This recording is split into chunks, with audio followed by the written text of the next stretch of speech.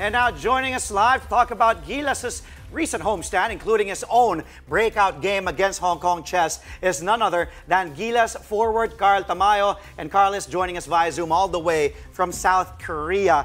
Magandang gabi. Annyeonghaseyo, Carl. Maraming salamat, Carl, for joining us on the show.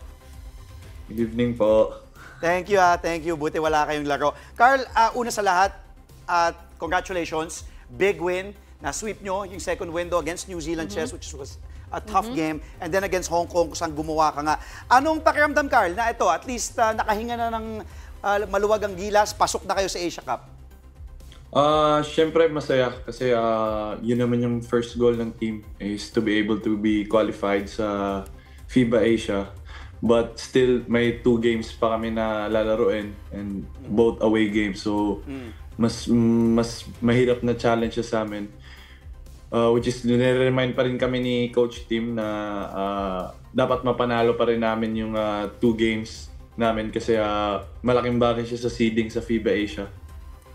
And then you had your best game yet in the Gilas uniform. 18 points, 6 rebounds. Yun na nga, as mentioned earlier, initially you were used sparingly and then you had your chance to shine. And nung pumasok ka na sa court, you made sure that you took full advantage of that chance. Patikim pa nga lang ni Carl yun. Oh, patikim pa lang? Patikim pa lang ni Carl yun eh. So, Siyempre, you know, Gilas is a group of very talented players. So, you know, if you have a chance to express your talent or to be able to help the team. So, yun lang ginawa ko na nabigyan ako ng chance to play. You know, in-express ko lang yung paglalaro ko and thankful ako na maayos naman yung kinalabasan nung laro ko and I'm very happy sa performance sa team, hindi lang sa sarili ko. Carl, I've known you since I think you were in high school, Coach Gold. Dahil mo nang pinagdaanan na coaches. Pero iba, Coach Gold, iba. But Tim Cone is one of the legendary coaches ng Pilipinas. And binanggit nga ni Coach Tim na hard siya sa'yo. And you also mentioned na malaking bagay yung kaya ka nag-improve din is dahil kay Coach Tim, yung mentorship ni Coach Tim. So, kwento mo sa amin ni Cheska, kung paano klaseng mentor si Coach Tim, paano kanya pinahihirapan, paano yung pag-motivate niya sa'yo, lalo na sa ensayo? Kasi syempre, ibang sistema kami. And pagdating kay Coach Tim, may ibang approach din siya sa game na gusto niya matutunan ko. Isa doon is yung more relaxed sa game kasi minsan sobrang masyado akong agresibo pagdating sa laro na nafa-foul ko yung kalaban na dapat hindi. Oo, medyo gigil talaga ako maglaro. Yun ang lagi nire-remind niya sa akin na alam mo, take it slow, be aggressive pero yung saktong, alam mo, nasa pwesto pa rin or nasa lugar pa rin pagiging agresibo ko. And yung being matured sa laro, when is kailan yung good shot, kailan yung bad shot. So yun yung lagi niyang nire-remind sa akin sa practice. So mahigpit talaga sa amin, lalo na sa mga batang players na tulad lang Kevin, ako, Mason, Kai, mahigpit talaga sa amin. Lagi niya po kami nire-remind sa paglalaro namin. And then, syempre, it's one thing to be, watched over by your coach.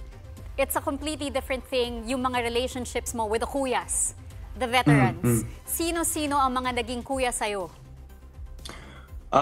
Sila Kuya Scotty, sila Kuya CJ, Kuya Junmar, yun yung lagi ko nakakasama, lagi nila ako nare-remind. Siyempre, yung experience na meron sila, malaking bagay sa akin kasi nasi-share nila sa akin. Sobrang blessed ko kasi hindi naman lahat ng batang player magkakaroon ng opportunity na makasama yung mga ganong klaseng player na tinutulungan ka nila to improve your game. So, yun, yung mga veterans, malaking bagay sa akin. Sila Kuya New. Lalo na sila New. Sakyan ko na yung tanong ni Chess dahil nga yung mga Kuya Chris Newsome, Kuya New, Scotty Thompson, Junmar. Dahil hindi nga kayo masyado, hindi ka masyado, ginamit ka pero konti lang sa New Zealand. Si KQ nga hindi, pati si Mason. Pero yung kumpiyansa mo, nandun pa rin, Carl, dahil mahirap yun. That's hard, siyempre, di ba, alam mo naman yan, Carl, dahil sanay ka sa minutes. Pero ano yung sinabi sa'yo nung mga veterano yan, sina Kuya Scotty mo, sina Newsome, na just be ready whenever. Ano ba yung sinasabi nila payo? Dahil, kumbaga, pagdating ng kumpiyansa mo sa Hong Kong, hindi ka, kumbaga, tinamad o nawalan ng gana. Kumbaga, laro ka lang. Lagi lang sinasabi lang sa akin nila Kuya Scotty na maging ready ka lang. Kasi national team naman to eh. Hindi to yung, alam mo, iba-ibang team namin na, alam mo yun, na we demand minutes. Dito, pag binigyan ka ng chance, yun lang yung chance mo na, alam mo yun, kung anong pwede may tulong, itulong mo na. Kasi kahit nasa bench ka, cheer mo yung teammates mo. Pag pinaglaro ka, anong kaya mo itulong mo. So, yun na, naging ready lang ako buong games, buong 2 game namin pag binigyan ako ng chance ni Coach Tim para makapagtulong sa team. Naging ready lang ako. Lagi nila sinasabi sa amin yun, bawat isa. And then, Carl, you get to experience things that not every player can.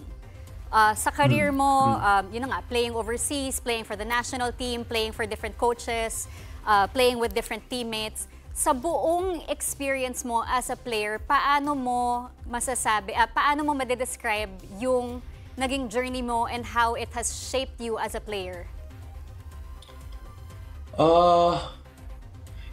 Siyempre, college, ibang experience naranasan ko yun under Coach Gold.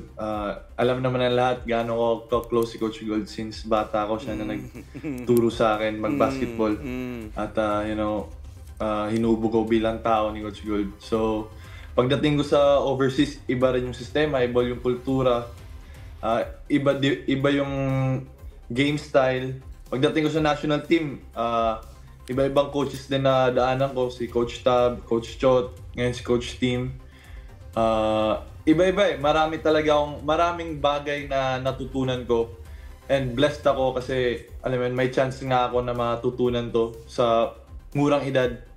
And siguro yun yung malaking bagay kaya ako nandito sa position ko kasi I had those chance to experience yung mga bagay na ganun. Carl, lipat tayo ng konti. Pag-usapan natin, UP fight, UP. Kasi alam ko, tuwing nandito ka, talaga nakasubaybay ka sa, alam ko lagi mong pinapanood ng UP, diba? So pasok na naman sa Final Four. Obviously, napakalakas. Basta nandiyan si Coach Gold, malakas pa rin sina Maymay, si JD Kagulangan, sina Harold. Solid pa rin ng UP, but second seed sila at the end of the elims. Medyo up and down this season, this UAP season. Pero anong masasabi mo overall sa pinakita ng UP so far? Dahil mabigat din ang kanilang mga kalaban, UST sa Final Four, although may twice to beat ang UP. Siyempre, knowing Coach Gold, tingin ko prepare niya lahat ng players ngayon this upcoming Final Four. Alam ko napapanood ko yung UST, paano maglaro. So, sobrang confident yung team nila. Especially, ang tagal nila bago nakabalik sa Final Four. So, yung gutom nila, yung eagerness nila to win para makapasok sa finals is andyan. So, sa UP naman, syempre, pangapat na nilang season ngayon nasa Final Four. So, sana yung gutom, yung gusto pa rin nila manalo, andyan pa rin. Kasi hindi madaling kalaban yung UST. But knowing Coach Gold, knowing Maymay, knowing Jerry, Harold, I think veteran na sila, pang 4th year na nila. So hopefully, madala nila yung pagiging veteran nila sa Final Four and makuha nila yung panalo para makapabalik ulit sa championship. Yon. Champion, UP? Oo naman, siyempre. Isang UP fight sa mga fans. UP fight! Yeah. Maraming salamat sa iyo. Thank you. Maraming salamat, Carla. Kamsamida, Saranghe. At ingat ka dyan sa Korea. Sobrang lamig nga daw ngayon. Malamig dyan. Again! That was Gilas forward Carl Tamayo. Thank you so much for joining us here on Play by Play.